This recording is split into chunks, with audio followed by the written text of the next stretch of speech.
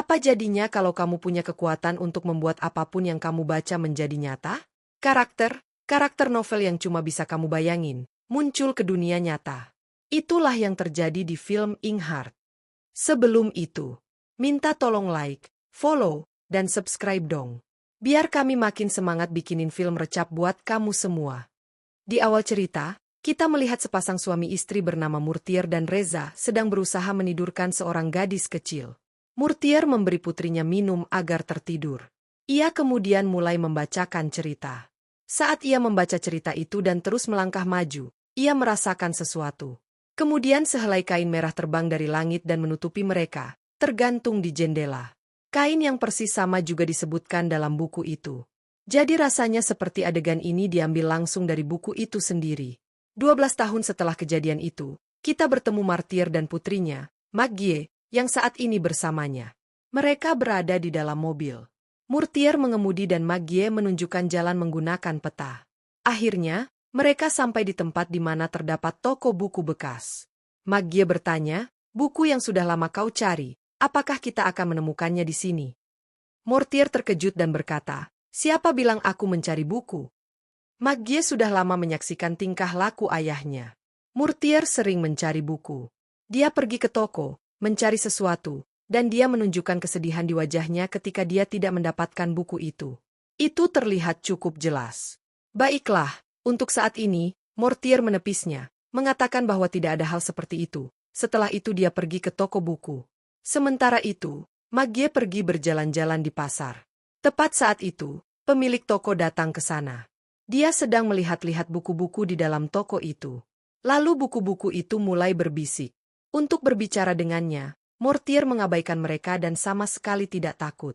Sebenarnya, dia sedang mencari buku berjudul Inkheart. Kemudian di luar, seorang asing menghampiri Maggie dan mulai berbicara dengannya. Maggie merasa sedikit gugup dan mulai pergi. Kemudian pria itu mengatakan kepadanya bahwa dia dan Maggie bukanlah orang pertama yang bertemu. Mereka pertama kali bertemu ketika Maggie masih sangat muda. Ketika Murtier keluar dari toko, dia melihat pria itu sedang berbicara dengan Maggie. Pria itu, menurut Murtier, adalah Silver Tongue. Murtier memanggil Maggie ke mobil dan memintanya untuk menunggu. Nama pria itu adalah Dustfinger. Dia berkata bahwa mereka berdua harus berjalan agar bisa saling berbicara. Murtier pun menjawab, dia menarik Dustfinger dan bertanya apa yang diinginkannya. Dustfinger meminta Murtier untuk mengoreksi kesalahan yang dia buat 9 tahun lalu. Dia menyebut nama Capricorn. Pria itu tahu di mana kau tinggal dan jika kau belum membaca buku itu, di mana mereka menunggumu. Sebenarnya, Dustfinger ingin Murtier membacakan untuknya.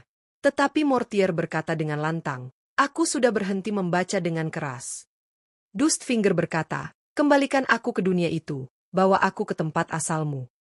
Pada saat yang sama, dia bertanya kepada Murtier tentang buku itu. Dia mulai menanyainya.